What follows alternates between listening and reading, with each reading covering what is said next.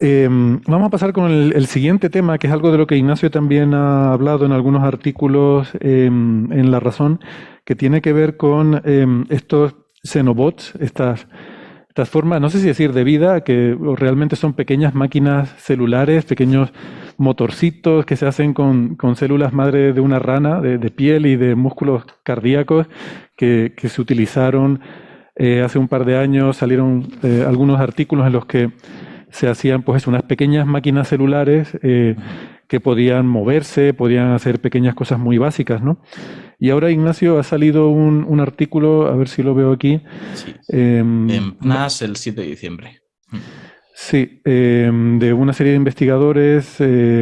Sam Krigman es el primer autor de Harvard, y hay otros también de la Universidad de Vermont, que lo que han hecho es, utilizando simulaciones numéricas, de hecho, no simulaciones numéricas, sino con un sistema de inteligencia artificial, les ha ayudado a diseñar una versión más avanzada de estas micro machines que ya puede incluso de alguna forma replicarse, ¿no?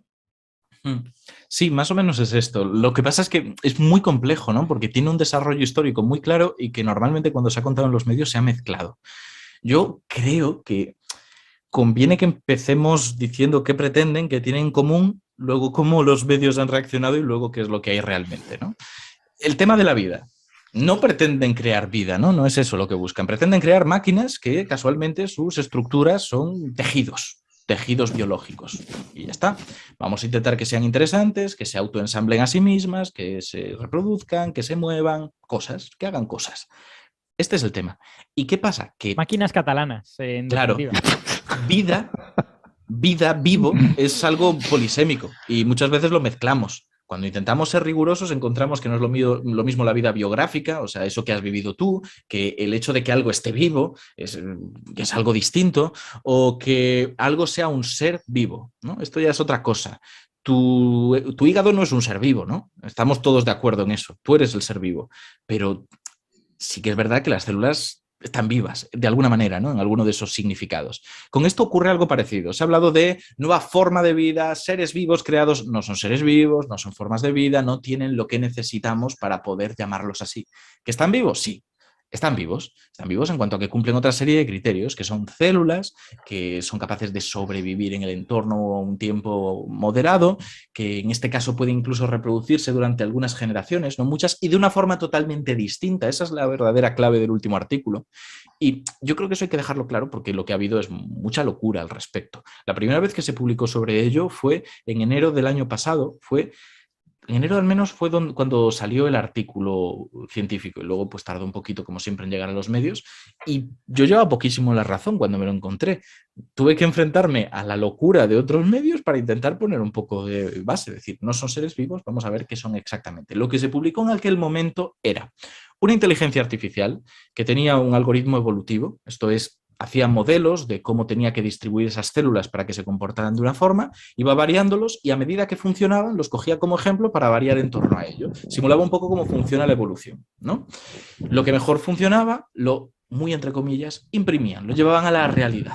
El salto aquí, lo realmente importante, fue que pudieran pasar con éxito de una estrategia generada por un algoritmo evolutivo a la realidad, siendo una realidad biológica tan compleja. Es donde muchas veces se fallaban estas cosas. Funciona en laboratorio, no funciona en la realidad.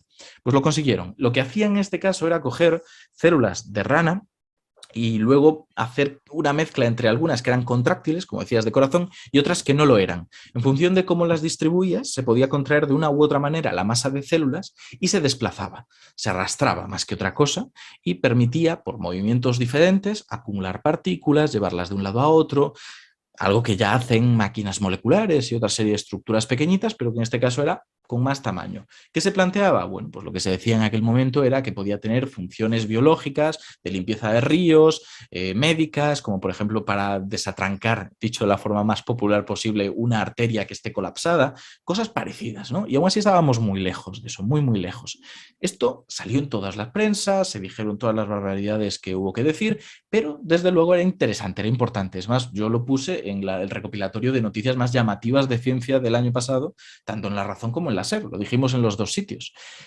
porque llama la atención. Bueno, pues en abril de este año me encontré que empezaba a popularizarse algo que se publicó creo que el mes anterior y que pertenecía a los mismos investigadores. Hablaban de nuevo de xenobots o de biobots, que es como biobots fue la palabra que se intentó popularizar al principio y que en el paper no aparece ni una ni otra, pero que era la misma idea, ¿no?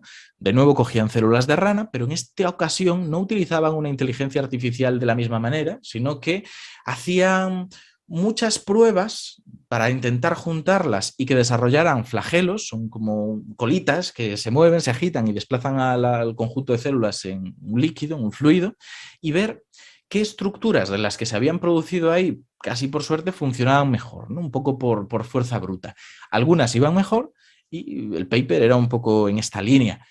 Yo supuse que iba a tener el mismo tirón que el primero. Error, porque por supuesto los papers no triunfan en los medios porque sean interesantes o sean llamativos, sino porque se invierte mucho en darles publicidad, en notas de prensa, en llegar a los medios y tal vez se confiaron. No sé qué ocurrió, pero no tuvo el menor impacto en los medios en aquel momento. Fue bastante lamentable eso, esa parte, la parte comunicativa. Es verdad que además sí que aportaban cosas, iban más rápido que el otro sistema, eran más fáciles de crear y tenían otra serie de ventajas, por ejemplo, supervivencia, bueno, ya cosas un poquito más técnicas. Lo que ocurre es que, y esto es muy extraño, el último artículo, estos Xenobots 3.0 que podríamos llamar, se publicaron el 7 de diciembre, decía en PNAS. Tú entras y pones 7 de diciembre, publicado, y es lo que te encuentras en la referencia bibliográfica, eso queda clarísimo. Sin embargo, y esto es lo que a mí me desconcierta cuando lo he visto, el día, no sé si fue 30 de noviembre o algo por el estilo, yo estaba trabajando en Barcelona, en un polígono industrial para un tema de grabaciones y de vídeo, y en cuanto salí de grabar, me escribe el jefe y me dice, oye, que se ha publicado esto, y me pasa un artículo del Confidencial donde hablan de un nuevo avance, las nuevas formas de vida creadas por primera vez, y digo, ostras, esto será un avance nuevo de aquello que ya publicamos. Empecé a mirar y vi lo superficial y digo, a ver, tengo poco tiempo, estoy aquí en medio de un polígono industrial, saqué el portátil y tenía que entregarlo antes de que cerraran rotativas para sacar en el periódico el día siguiente. ¿Qué hice? Me limité a explicar el primer experimento que me lo conocía, el segundo comprobando algunas fuentes y del tercero lo que había podido ver más o menos, pero no podía rastrear hasta un paper original. Esto era lo que me llamaba la atención. Así que dije, lo mando y aún tendré un margen para encontrarlo y si no, abortar la misión. Lo acabé, lo mandé, busco y me encuentro que es que no hay nada nuevo publicado. El 30, ya estamos diciendo que es antes del día 7. ¿Qué está ocurriendo? Es más, lo que me encontré en eso del Confidencial no planteaba nada realmente nuevo. No había ningún salto. Me estaban hablando de nuevo de los biobots 2.0 que había en abril. Me llamaba todo mucho la atención, muy mal. Es más, la foto que ponían era la foto que habían pasado como nota de prensa del artículo de abril-marzo.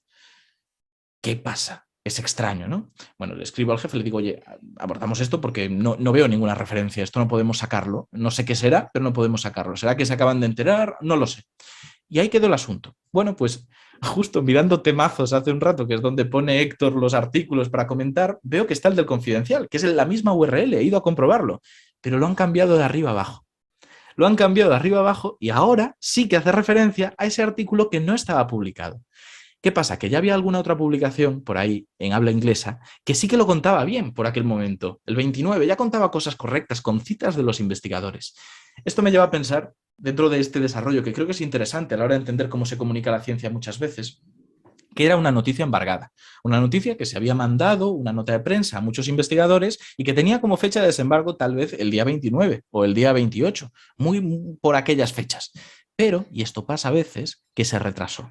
Esto nos hemos llevado todos algún susto. Hemos programado un artículo para el momento del desembarco, ha llegado el momento en el que ya podíamos hablar de aquello por fin porque estaba oficialmente publicado y entramos y el enlace falla porque lo han retrasado. En mi caso, yo borro rápidamente eso, que me ha pasado ya un par de veces, vuelvo a programarlo pasado el tiempo porque está feo anticiparte a tus colegas de profesión y trabajar de esa forma.